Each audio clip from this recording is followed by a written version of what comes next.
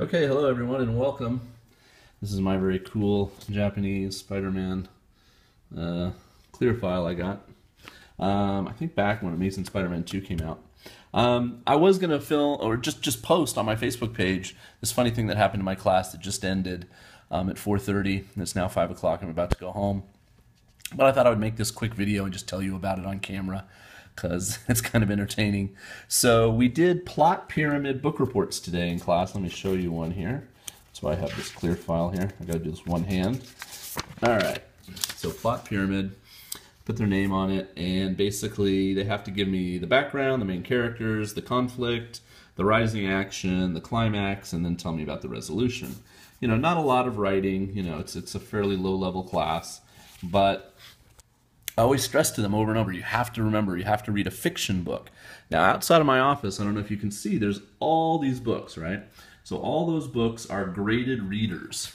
So they start with very, very easy ones, and we dot them. White dot, yellow dot, red dot, and as the colors change, they get more difficult and more advanced.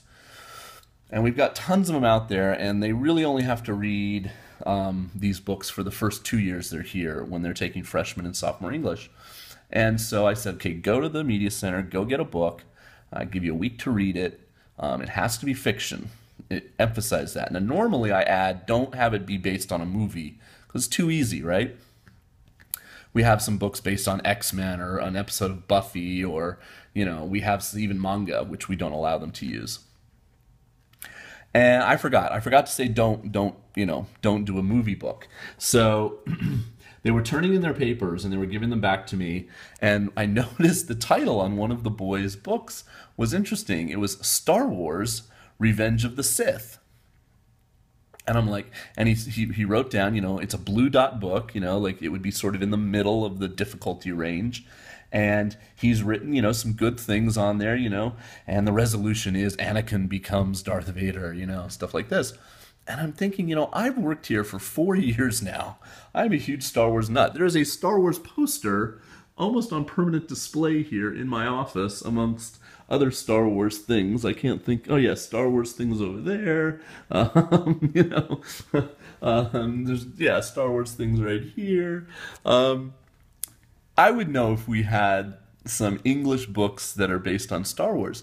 See, the thing is, though, is I know these books really well because they're right outside my office, but we also have books that are in the room where they do their 45 minutes of sustained reading, and they're called cabinet books. So I called my other professor and I said, Eleanor, I said, do we have any Star Wars books? She goes, I don't think so. So I went to the computer and I typed in the word Star Wars. The only thing that came up in the library search was a DVD.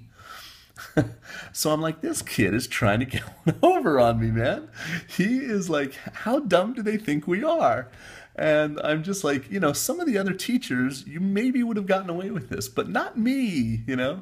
So we don't have Star Wars Revenge of the Sith as a graded reader that you can read here at my university. So he is going to get a nice try, but a big fat 0. And I don't even know if I'm going to say anything to him or just kind of shake my head and go, that's a good try. You know, I just have no idea if he just didn't read the book or, you know, sometimes the kids can like kind of, they bring the book, but I have them kind of talk to each other about the book or something. You can kind of fake that. This, you actually have to have read the book. This is why I do this book report. You actually have to have read the book to be able to answer these questions. Now, I haven't read every book that they're going to write about, but I can kind of tell if they have. Just from what they write in the responses. So I think he probably brought a book that he got like at the library this morning, hadn't read it, got there, realized he couldn't write the answers that he was supposed to, so he just picked a movie he had seen and wrote it down. So anyway, funny and tragic. Funny for me, tragic for him. He will get 0 points. All right, it's almost Halloween. I've got Halloween lessons coming up. I'm going to show my kids The Great Pumpkin, Charlie Brown. And we're going to do some easy stuff on that. And that's going to be a fun lesson next week, coming toward the 31st. And yep, just things are shuffling along. Anyway, hope you enjoyed that story.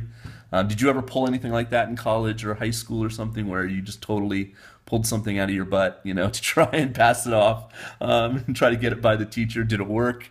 You know, that was a pretty bold move. I almost want to give him some points just for trying, but I got to give him a 0. So, All right, peace. See ya.